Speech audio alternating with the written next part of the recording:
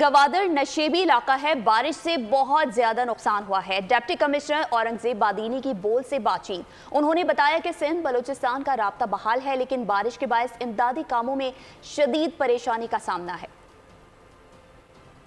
اب تک گوادر کا شہر جو ہے وہ کافی حد تک متاثر ہوا ہے بارشوں کی وجہ سے، لیکن اوور آل باقی ڈسٹرکٹ کا سچویشن بہتر ہے۔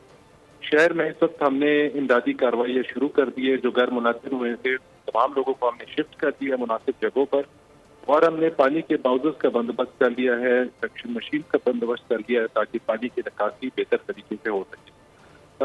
بجلی کی صورتحال جس طرح بتائی گئی ہے اتنی گریو سچویشن نہیں ہے، بجلی تقریباً بہت سارے علاقوں میں موجود ہے، پینے کا پانی بھی جو ہے نا ہمارے پاس اویلیبل ہے۔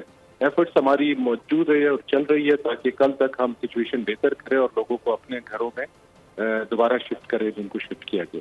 یہ ہمارا سندھ سے اور بلوچستان سے رابطہ ابھی بحال ہے، البتہ گوادر کے اندر ڈسٹرکٹ کے مختلف علاقوں سے ہمارے بہت ساری جگہوں پہ راستہ منقطع ہو چکا ہے۔ ہمارے پاس 7 مکانات ایسے ہیں جو مکمل طور پہ منہدم ہوئے ہیں اور بہت سارے مکانات ایسے ہیں جن کو جزوی طور پہ نقصان پہنچا ہے۔ تاہم اب تک کسی بھی قسم کی جانی نقصان کی اطلاعات ہمیں نہیں ملی، الحمدللہ اس لحاظ سے گوادر اسٹیٹ۔